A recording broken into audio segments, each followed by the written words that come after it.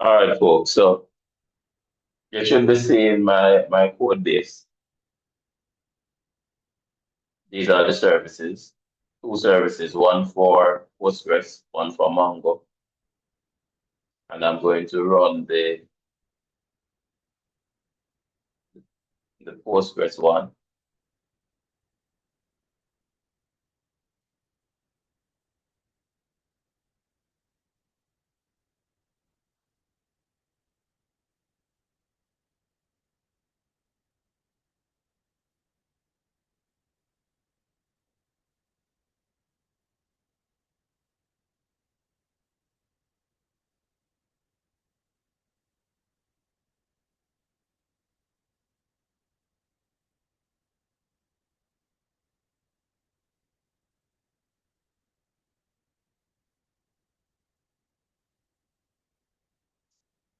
You can see that it's building the container.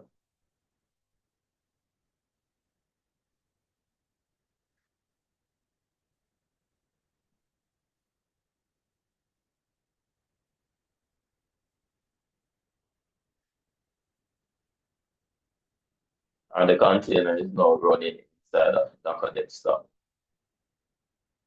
So just to quickly reiterate some of the stuff that are important over here.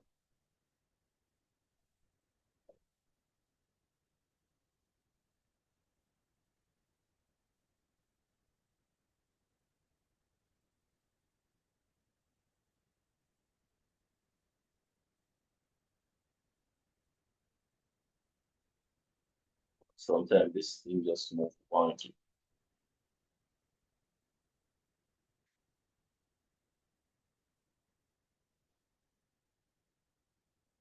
I can't get my annotated. Anyway, all right, so that's the name of the service. As you can tell, this is the name of the container. And the way it works is that we are using an image that has been provided. And this image will be the starting point for creating the container. In other words, we want to use the image to create the container that we're going to run. Therefore, we're creating a Postgres container. Restart unless stop. There are sometimes when a container might go down for whatever reason.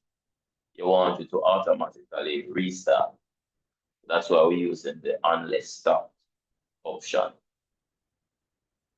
Now, this part is important about the ports. So there are two ports. We have the host machine, which is the machine that Docker Desktop is running on. And then we have the container. Now, they are separated, they are isolated. So there has to be some way in which we can communicate from the host machine back to the container. And so what we're going to do is a port mapping. The first port is going to be the port of the host. So in my case, I'm calling the port of the host 54321. But by default, Postgres is going to run on 5432. So it means that in the container, that is what it is going to be. So I'm mapping the port that Postgres is running on in the container. I'm mapping that back to my host so that I can now communicate with Postgres from my host machine. Or put it another way, I can communicate with the container from my host machine by going through port 54321. Now, when we're setting up the container, we're setting it up with some user credentials. So I'm using Postgres for the user, and I'm also using Postgres for the password, keeping it simple so that we don't have any, issues in terms of connecting. And for the database, I'm calling it Postgres DB. So now that we have the container running, Then we can now use a third-party tool and connect to the database and manipulate it. So that's what we're going to do now by using Beekeeper. When we did the last time we had a class, and we did it by connecting to the container directly and running the commands inside the container, which can be done, but we want to make our life easier. So we're going to try and use this GUI so that we can connect.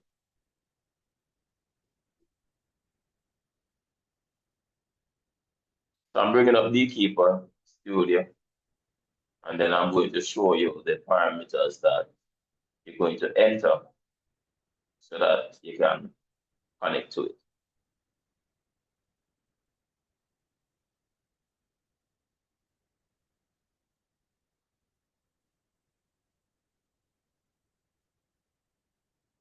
All right, so this is Beekeeper Studio. We're creating a new connection. So from the list, we're going to be choosing Postgres. That's the type of connection that we're going to create.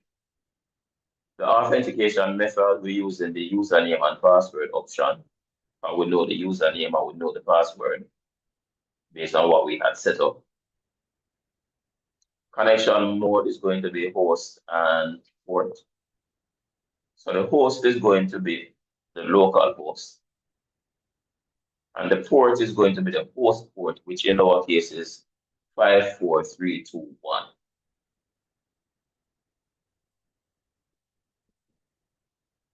Going to type in the user credential, which is Postgres, and the password, which is the same thing.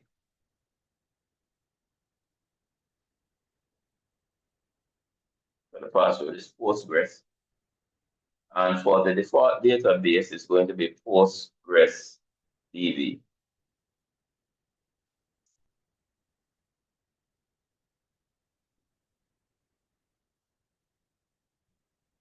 And then we test the connection. Well, it says it looks good. Normally, when I say that, then it means that you're good to go.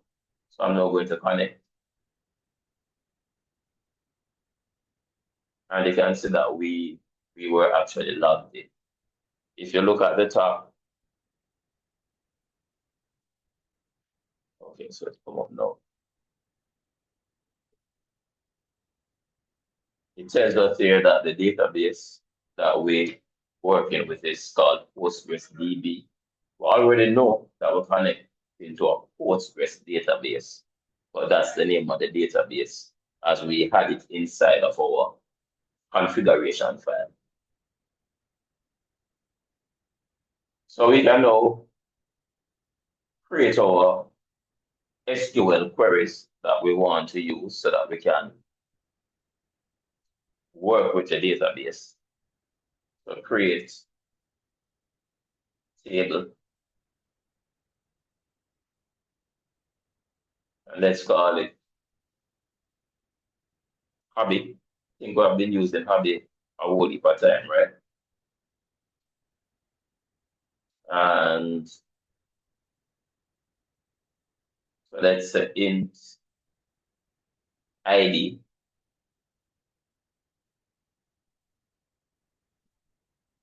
I'm call it hobby ID just to ensure that we're not getting any errors. And I think what it was string str. Somebody just quickly Google that for me. Or maybe it's text. I think it's probably text. And let's say hobby name.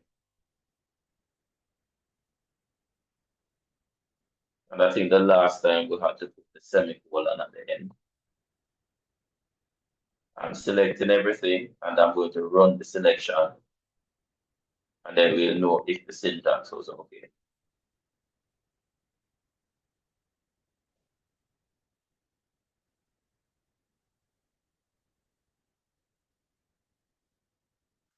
maybe I'm doing it the wrong way around. Double check. It looks like it's the wrong way around.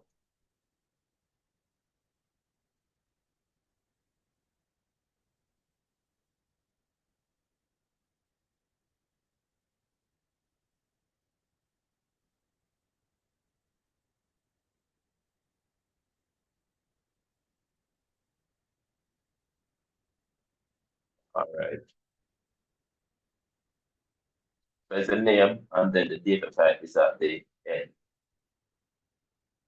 All right, now to see the table, you can look under public. So notice I go under public and you see the table. So look at the schema, you see that it has the hobby ID and the hobby name. So I've just created the table. The next thing that we'd want to do is to insert some data into the table. So it's insert. By the way, the good thing with using Beekeeper Studio is that you don't have to worry about the case sensitivity when we're done it directly by logging into the container and doing it. I think the keywords like select and insert have to be in uppercase or it wouldn't work. So it's insert into, and by the way, we'll also get the type ins here, so or the IntelliSense, so that's another nice thing with using the GUI. So insert into hobby. And we can just say values because we're going to type the values straight as we have them here. And I know you know database already, most of you. So let's say that is 10. And I think it was single quotes. Hobby name, let's say football. And let's see if I can insert that. So I select, then I run the selection.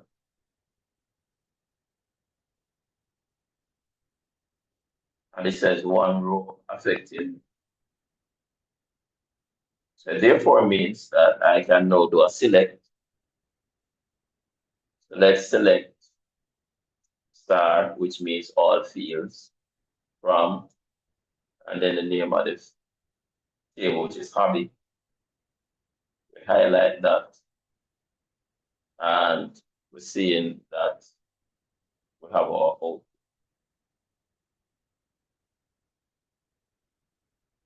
So pretty much that's it in terms of interacting with the database. So what have we done? We have Dockerized the database or containerized the database. We have used our GUI, which is Beekeeper Studio, and we have interacted with the database. We have created a table, we have inserted data, we have retrieved the data, and if we wanted to do an update, then I mean that could be done as well. Just for the benefit of those who might not have done database as yet. So update, hobby, and then we want to set, and whichever field we want to set. So in this case, we want to set hobby name equal, let's change it from football to basketball. Remember, we're using single quotes. Basketball. And then we need to put a where, because if we don't put a where that gives us a condition, then we're going to change it for all the records in the table.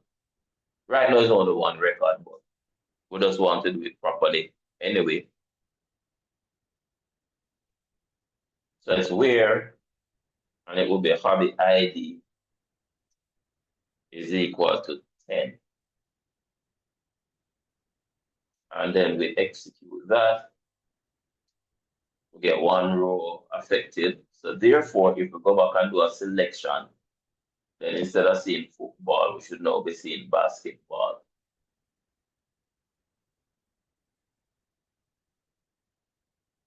And we are seeing that inside of our table. Yeah, so there's just one more thing that we need to consider now in terms of dealing with the database.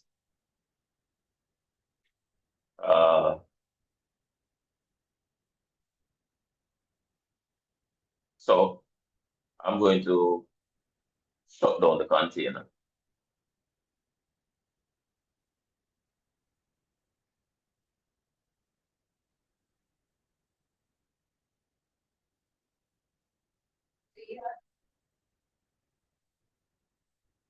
Well, if you use Docker compose down, it's shutting it down.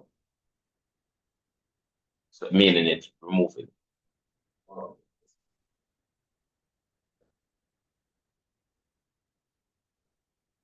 Um,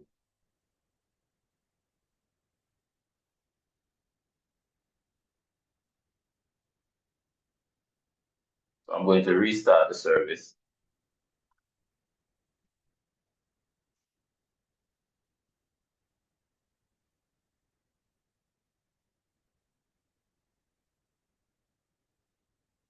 So it's back up. And I'm going to, where did I shut Beekeeper? I'm going to go back to Beekeeper. And I'm going to reconnect.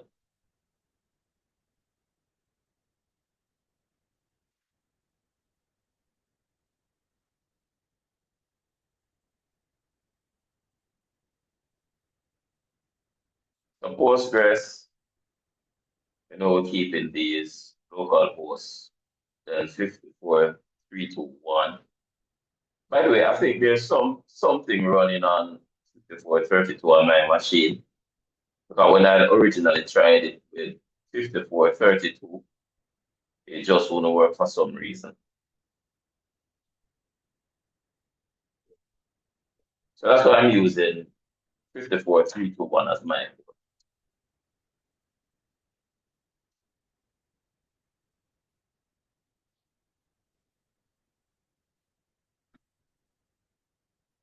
All right, so let's connect.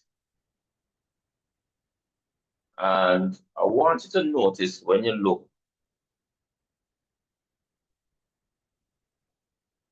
you realize that you are not seeing any public catalog. You realize we are just creating a table, don't it? And we had put data into the table. And we know that the table was there. But when we shut down the container, we come back, then you realize that all of that data is gone. And the reason for that is how containers operate. So once we get rid of the container, then the data that is in the container is gone, it's lost. So we need to find a way in which we can persist the data. So that's what we're going to have a look at now. Just let me know if you follow that, folks. All right, cool.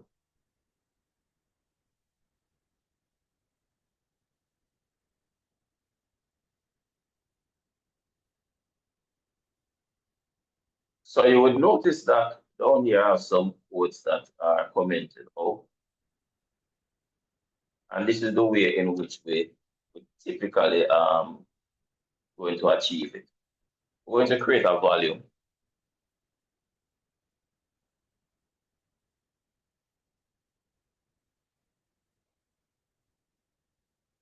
And when we create the volume, what this does, it allows us to map the data in the container to our external system. In other words, we're going to create somewhere on our host that will actually store the data.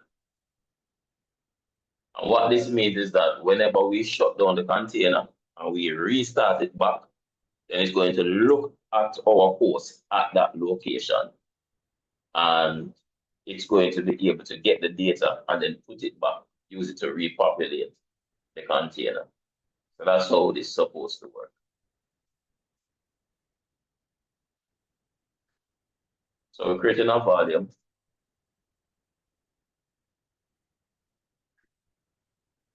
and this is called a named volume. So let me call this PGDB, Postgres, well, let me say PG data, Postgres data. And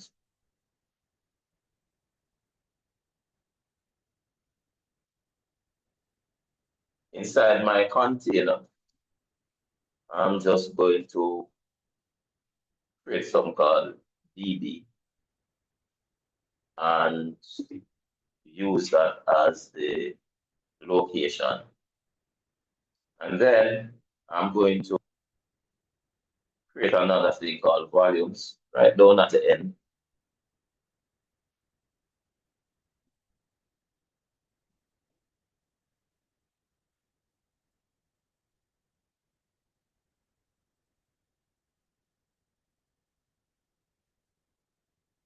And this same name here is what I'm going to be using down there.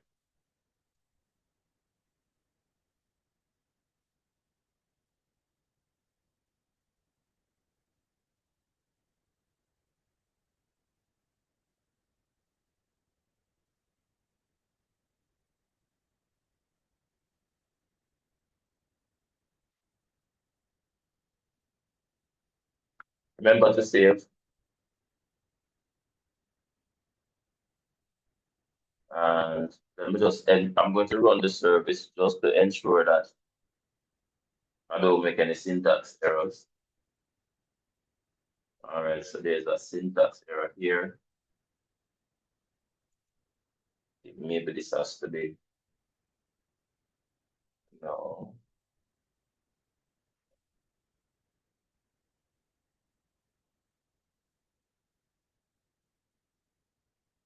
But I'm going to try this and then I'll go look at the document quickly. Let me just try to start this again.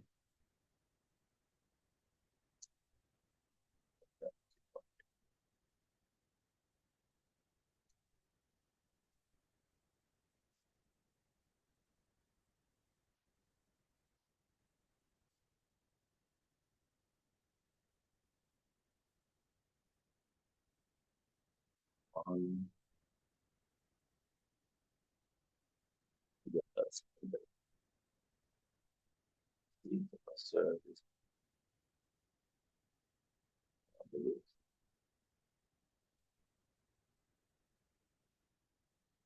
So let me try it there. Oh,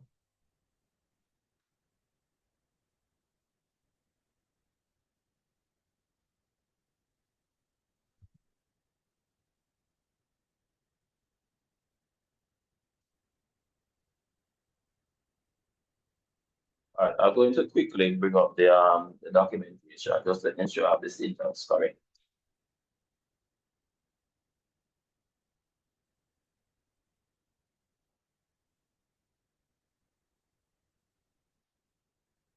So let me pause for now. So I don't have no only for dead space. All right, so just to pick up where we ended, the challenge was twofold. One, there is a predefined location that Postgres is expecting the database to be stored inside the container. Most of you would have got it to work with /var straight up to PostgreSQL. I got it to work with PostgreSQL /data. But whatever you get it to work with, run with that. The other thing is the location where I had placed this final volumes. It has to be in line with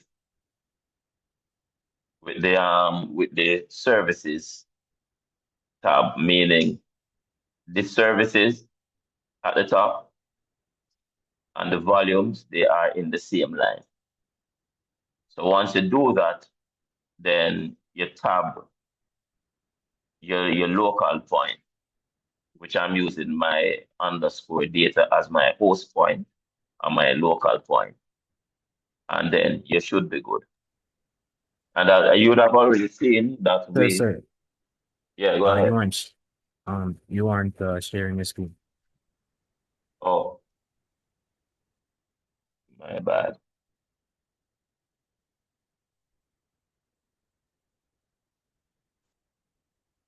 All right, so rectify that now. So sharing the screen, you can see the screen. Yeah, so I'm saying it was 2-4. There's a predefined path that we have to use. This is the part that I use and I get it to work with mine. But most of you are saying that you get it to work